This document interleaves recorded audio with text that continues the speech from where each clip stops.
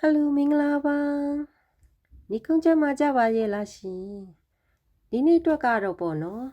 တင့်ကိုတိတ်တခိုးဆွဲလန်းနေတယ်သူကဘသူဖြစ်မလဲသူကတင့်ကိုဘယ်လိုမျိုးစကားတွေပြောချင်နေတယ်လဲဆိုတာလေးကိုပေါ့နော် Oracle ကတ်ကလေးရဲ့ Tarot ကတ်ကလေးတွေကိုပေါင်းစားပြီးတော့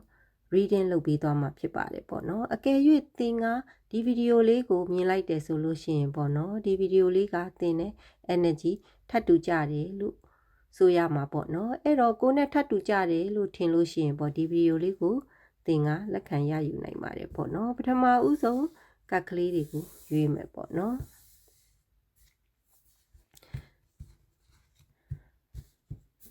ဒါလေးကတော့5 1ဖြစ်မယ်ပေါ့နော်ဒါလေးကတော့5 2ဒါလေးကတော့5 3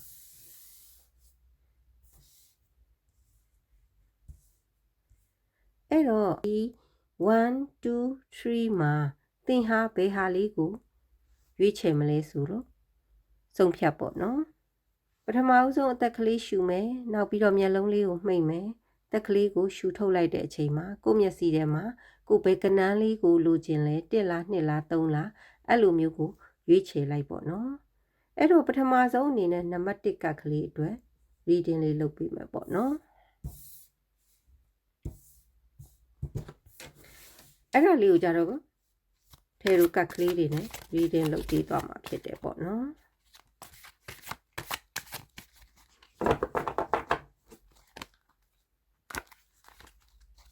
အဲ့တော့ပထမဆုံးသူ့ရဲ့ပုံစံဘယ်လိုရှိသလဲသူ့ရဲ့စိတ်နေစိတ်ထားကဘယ်လိုရှိနိုင်မလဲသူ့ရဲ့လက်ရှိအနေအထားကဘယ်လိုဖြစ်နိုင်မလဲပေါ့နော်ဆိုတော့နံပါတ်1ကတ်ကလေးအတွက်ကြည့်ကြမယ်ပေါ့နော်အဲ့တော့သူ့ရဲ့ပုံစံဘယ်လိုရှိနိုင်သလဲဆိုလို့ရှိရင်ပေါ့နော်သူ့ရဲ့ပုံစံကသူကဆက်ဆံရေးတွေကောင်းမွန်တဲ့အနေအထားကိုရှိတယ်ပတ်ဝန်းကျင်ဆက်ဆံရေးကောင်းတဲ့လူတစ်ယောက်လို့ပြောလို့ရတယ်ပေါ့နော်သူ့မှာအနာဂတ်အတွက်ရည်မှန်းချက်တွေရှိတယ်ကောင်းမွန်ပြည့်ဝတဲ့မျှော်လင့်ချက်တွေရှိတယ်ပေါင်းသင်းဆက်ဆံရေး connection တွေကောင်းတဲ့လူစားမျိုးဖြစ်တယ်အဲ့ဒီပုံစံမျိုးပေါ့နော်ပြောရလို့ရှိရင်အနာဂတ်အတွက်ရည်မှန်းချက်တွေအပြည့်ဖြစ်နေတဲ့လူစားမျိုးမျှော်လင့်ချက်တွေအပြည့်ဖြစ်နေတဲ့လူစားမျိုးဖြစ်တယ်ပေါ့နော်အဲ့တော့သူ့ရဲ့စိတ်ရင်းကဘယ်လိုရှိလဲဆိုတဲ့အခါကျတော့သူ့ရဲ့စိတ်ရင်းကတော့သူကနည်းနည်းတော့ယောက်ျားဆန်တဲ့ပုံစံမျိုးကိုပြောရမယ်ပေါ့နော်အာနာပါဝါပြခြင်းနဲ့ယောက်ျားဆန်တဲ့ဒါပေမဲ့သူဟာဘယ်လိုပုံစံမျိုးလဲရှိလဲဆိုတဲ့အခါကျတော့တကယ်လို့သာနှစ်ယောက်တူဘဝကိုတည်ထောင်မယ်ဆိုလို့ရှိရင်သူဟာရှေ့ကနေဥဆောင်နိုင်တဲ့လူစားမျိုးပေါ့နော်ဦးစီးဥဆောင်လုပ်နိုင်တဲ့ယောက်ျားပြည်သားတဲ့စိတ်ဓာတ်မျိုးရှိတဲ့လူစားမျိုးဖြစ်တယ်ပေါ့နော်သူ့ရဲ့စိတ်ရင်းကတော့သူဟာအဲ့ဒီလူမျိုးပဲပေါ့နော်ဘဝမှာဘယ်အရာမဆိုရှေ့ရရင်ဆိုင်ပြီးတော့ဖြည့်ရှင်းပေးနိုင်တယ်သူတစ်ပါးကိုလည်းဩဇာရှိတယ်အဲ့လိုစိတ်ရင်းမျိုးတွေပိုင်ဆိုင်ထားတဲ့လူစားမျိုးဖြစ်တယ်ပေါ့နော်ဒါကတော့သူ့ရဲ့စိတ်ရင်းပေါ့လက်ရှိမှာသူ့ရဲ့အနေအထားဘယ်လိုရှိလဲဆိုတဲ့အခါကျလက်ရှိမှာသူ့ရဲ့အနေအထားဟာသူဟာသူ့စီမှာရှိတဲ့အရေးချင်းတွေနဲ့ပေါ့နော်ကောင်းမွန်ပြေဝတဲ့အရေးချင်းတွေနဲ့သူဟာသူလိုချင်တဲ့ပန်းတိုင်သူလိုချင်တဲ့အနေအထားတစ်ခုကိုရောက်အောင်သွားနိုင်တဲ့အနေအထားမျိုးတစ်ခုကိုရှိနေတဲ့လူတစ်ယောက်ဖြစ်တယ်တဲ့ပြောရလို့ရှိရင်အလုတ်အကင်ကြီးရှိမယ်ကောင်းမွန်ပြေဝတဲ့အနေအထားတစ်ခုမှာရှိနေတဲ့လူတစ်ယောက်ဖြစ်တယ်ပေါ့နော်အဲ့ဒါကြောင့်ပြောရမယ်ဆိုလို့ရှိရင်ပေါ့လက်ရှိချိန်မှာတင့်ကို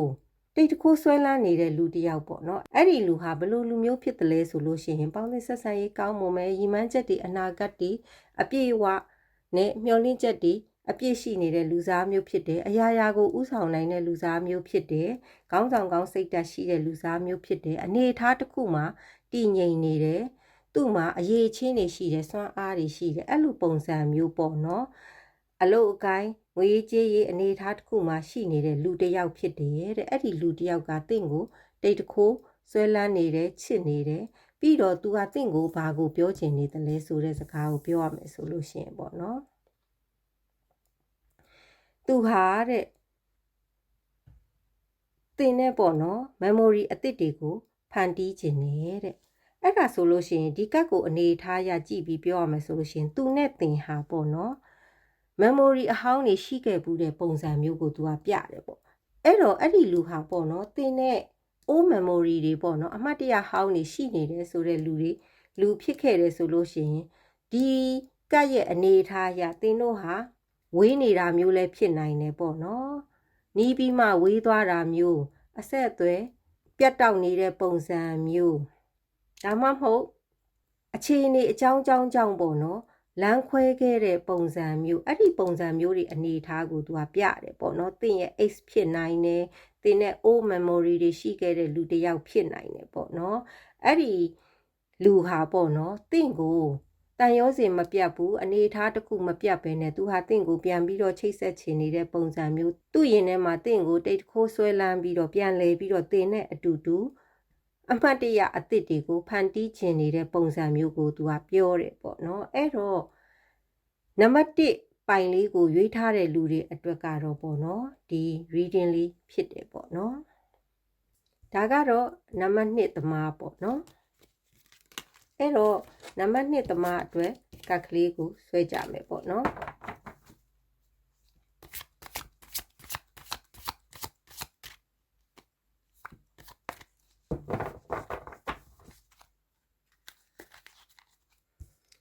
အဲ့တော့နံပါတ်2ကတ်ကလေးတွေကိုရွေးထားတဲ့လူအတွက်ကတော့ဒါကသူ့ရဲ့ဘယ်လိုပုံစံမျိုးလဲပေါ့နော်ဒါကအဲ့ဒီလူရဲ့စိတ်ရင်းဖြစ်မယ်ဒါကတော့သူ့ရဲ့လက်ရှိအနေအထားပေါ့နော်အဲ့တော့ကတ်ကလေးတွေကိုလှမ်းမယ်ပေါ့နော်ကတ်ကလေးတွေရဲ့အနေအထားကိုကြည့်ရမယ်ဆိုလို့ရှိရင်ပေါ့နော်သူ့ကိုတိတ်တခိုးချစ်နေတဲ့လူဟာပေါ့နော်တကယ်ကိုလူငယ်တစ်ယောက်ရဲ့ပုံစံမျိုးလေးအပြည့်ရှိတဲ့လူဖြစ်မယ်ပေါ့နော်လူငယ်တစ်ယောက်ရဲ့စွမ်းရည်လူငယ်တစ်ယောက်ရဲ့စိတ်ကူးလူငယ်တစ်ယောက်ရဲ့ပုံစံမျိုးဖြတ်လက်တက်ကြွပြီးလူငယ်စွမ်းအားတွေနဲ့ပြည့်နေတဲ့လူငယ်ပုံစံမျိုးလေးပေါ့နော်ဒါကတော့သူ့ရဲ့ပုံစံပေါ့ဘယ်လိုပြောရမလဲဆိုရှင်သူ့ကိုတိတ်ခိုးချစ်နေတဲ့လူဟာစွမ်းအင်တွေအပြည့်နဲ့လူငယ်လေးတစ်ယောက်ဖြစ်တယ်သူ့ရဲ့ရည်မှန်းချက်ရည်ရွယ်ချက်တွေအတွက်ဆိုလို့ရှိရင်လည်းသူဟာလောက်ကင်နိုင်စွမ်းရှိတဲ့ပုံစံမျိုးပေါ့နော်စွမ်းအင်တွေအပြည့်အဝနဲ့ရိုးတတီငိမ့်ငိမ့်အေးဆေးပုံစံမျိုးလူငယ်လေးတစ်ယောက်ဖြစ်တယ်ပေါ့နော်အဲ့တော့သူ့ရဲ့စိတ်ရင်းကဘယ်လိုဖြစ်နိုင်မလဲသူ့ရဲ့ဗီဇသူ့ရဲ့စိတ်ရင်းဟာအေးချမ်းတဲ့စိတ်အနေအထားရှိမယ်နှွေးထွေးတဲ့စိတ်အနေအထားရှိမယ်သူ့ပတ်ဝန်းကျင်ကလူတွေကိုနှွေးထွေးမှုပေးနိုင်တဲ့ပုံစံမျိုးပေါ့နော်သူ့နာသွားလို့ရှိရင်အေးချမ်းမှုပေးနိုင်မယ်နှွေးထွေးမှုပေးနိုင်မယ်စွမ်းအားတွေပေးနိုင်မယ်အဲ့ဒီပုံစံမျိုးရှိတဲ့လူငယ်လေးတစ်ယောက်ပုံစံမျိုးဖြစ်တယ်ပေါ့နော်သူ့ရဲ့ပင်ကိုယ်စိတ်ရင်းอ่ะပေါ့နော်အဲ့တော့သူ့ရဲ့လက်ရှိအနေအထားကိုပြောရမယ်ဆိုလို့ရှိရင်ပေါ့နော်သူဟာအနေအထားတစ်ခုမှာတည်ငြိမ်ပြီးတော့လွတ်လွတ်လပ်လပ်အေးချမ်းချမ်းနဲ့ပျော်ပျော်ရွှင်ရွှင်ရှောက်လှမ်းနေတဲ့ပုံစံမျိုးကိုသူ့ရဲ့လက်ရှိအနေအထားကပြတယ်ပေါ့အဲ့တော့ဒီလူကတင့်ကိုဘာတွေပြောချင်နေလဲလို့ကြည့်လိုက်မယ်ဆိုလို့ရှိရင်ပေါ့နော် I spy on your social media ဒီလူဟာတဲ့တင့်ကိုတိတ်တခိုးချစ်နေတယ်ဒါပေမဲ့သူဟာမပြောရဲဘူးပေါ့နော်ပြောရမယ်ဆိုလို့ရှိရင်တင့်ကိုပွန့်ပွန့်လင်းလင်းလဲလာပြီးတော့သူကမပြောရဲဘူးမပြောရဲတဲ့အတွက်သူဟာအမြဲတမ်းတင့်ရဲ့လှုပ်ရှားမှုတွေပေါ့နော် social media ပေါ်ကတင့်ရဲ့ social media ပေါ်ကလှုပ်ရှားမှုတွေကိုပေါ့သူကစောင့်ကြည့်နေတဲ့ပုံစံမျိုးပေါ့နော်အဲ့ဒီပုံစံမျိုးကိုသူကရှိတယ်ပေါ့အဲ့တော့ဒါလေးကတော့နံပါတ်2ကတ်ကိုရွေးထားတဲ့လူတွေအတွက်ပေါ့နော်ဆိုတော့ဒီနံပါတ်2ကတ်ကလေးကတော့ပြီးသွားပြီအဲ့တော့နံပါတ်3ကတ်ကလေးကိုဆက်ပြီးတော့ကြည့်ကြမယ်ပေါ့နော်အဲ့တော့နံပါတ်3ကတ်ကလေးကိုရွေးထားတဲ့လူတွေအတွက်ပေါ့နော်အဲ့တော့သူ့ရဲ့ကတ်ကလေးကိုရွေးမယ်ပေါ့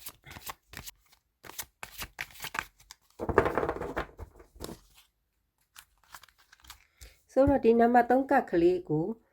ရွေးတဲ့လူတွေအတွက်ပေါ့နော်တင့်ကိုတိတ်တခိုးဆွဲလန်းနေတဲ့လူကဘယ်လိုပုံစံရှိသလဲသူ့ရဲ့စိတ်ရင်းကဘယ်လိုရှိသလဲသူ့ရဲ့လက်ရှိအနေအထားကဘယ်လိုရှိသလဲကြည့်ကြမယ်ပေါ့နော်သူ့ရဲ့ပုံစံကဘယ်လိုရှိသလဲလို့ပြောရမယ်ဆိုလို့ရှိရင်ရိုးရိုးအေးအေးနဲ့တကိုယ်ဒီနေတတ်တဲ့လူမျိုးပေါ့နော်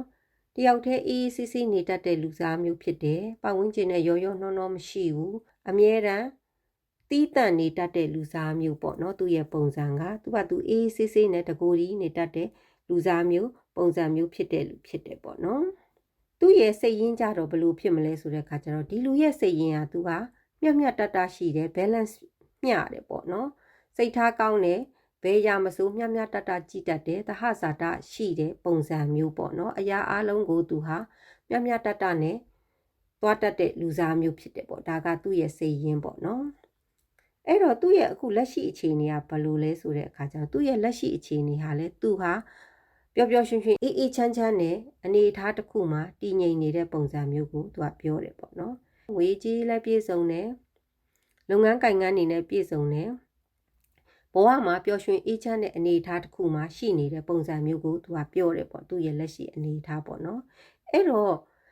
နံပါတ်3ကတ်ကိုရွေးတဲ့လူတွေအတွက်ပေါ့နော်တင့်ကိုတိတ်တခိုးစိတ်ဝင်စားနေတဲ့လူကဘယ်လိုပုံစံမျိုးလဲဆိုလို့ရှိရင်တော့ဒီလိုပုံစံမျိုးလေးပေါ့နော်အဲ့ဒီပုံစံမျိုးရှိတဲ့လူကတင့်ကိုဘာတွေပြောချင်နေသလဲတဲ့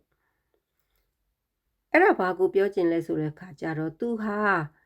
သူပေးထားတဲ့ဂရိတွေကိုတီးချင်တယ်လို့သူကတင့်ကိုပြောချင်တယ်ပေါ့နော်သူပေးထားတဲ့ဂရိကိုတီးချင်တယ်ဆိုတဲ့ပြောတဲ့အခါကျတော့ဘာဖြစ်နိုင်လဲဆိုတဲ့အခါကျတော့ဒီလူဟာလက်ရှိအချိန်မှာသူဟာတင့်ကိုဖွင့်ပြောပြီးသားအနေအထားဖြစ်တဲ့အပြင်ပေါ့နော်သူဟာတင့်ကိုဂတိတွေလည်းပေးထားတဲ့အနေအထားမျိုးကိုရှိတယ်ပေါ့နော်တင်တို့ရဲ့ relationship အတွက်ဂတိတွေပေါ့ရှေ့ဆက်ရမယ့်ဂတိတွေအနေအထားတစ်ခုကိုသွားကျင်တဲ့ဂတိတွေအဲ့လိုမျိုးဂတိတွေဖြစ်နိုင်တယ်ပေါ့နော်အဲ့ဒီအတွက်အဲ့ဒီဂတိတွေကိုသူဟာတီးဖို့စူးစမ်းခြင်းနဲ့ဆိုတဲ့ပုံစံမျိုးကိုသူကပြောခြင်းတယ်ပေါ့နော်တီးအောင်လုပ်မဲ့လေပုံစံမျိုးလည်းရှိတယ်ပေါ့နော်သူကအဲ့လိုပုံစံမျိုးပေါ့အဲ့တော့နံပါတ်3ကတ်ကိုရွေးထားတဲ့လူအတွက်ပေါ့နော်တိတ်တခိုးချစ်နေတဲ့အနေအထားကိုမကတော့ဘူးဖွင့်ပြောထားတဲ့အနေအထားဖြစ်မယ်ပြီးတော့သူတို့နှစ်ယောက်ရဲ့ဘဝလမ်းခရီးအတွက်ဂတိတွေပေးထားတဲ့အနေအထားမျိုးထီတောင်ဖြစ်ထားတဲ့အနေအထားမျိုးကိုရှိနေတယ်လို့ကတ်ကလေးတွေကပြောတယ်ပေါ့နော်အဲ့တော့ဒါလေးကတော့နံပါတ်3ကတ်ကိုရွေးထားတဲ့လူတွေအတွက်ပေါ့နော်အဲ့တော့ဒီနေ့ကတော့5 1 5 2 5 3လေးဟာပြီးသွားပြီဖြစ်တယ်ပေါ့နော်1 2 3ပေါ့နော်အဲ့တော့ဒီဗီဒီယိုလေးကတော့ဒီမှာတင်ပဲပြီးဆုံးပြီဖြစ်တယ်ပေါ့နော်တကယ်လို့များရှေ့ဆက်ပြီးတော့ပေါ့နော်ကိုယ့်ရဲ့အချစ်နဲ့ဆိုင်တဲ့ reading တွေ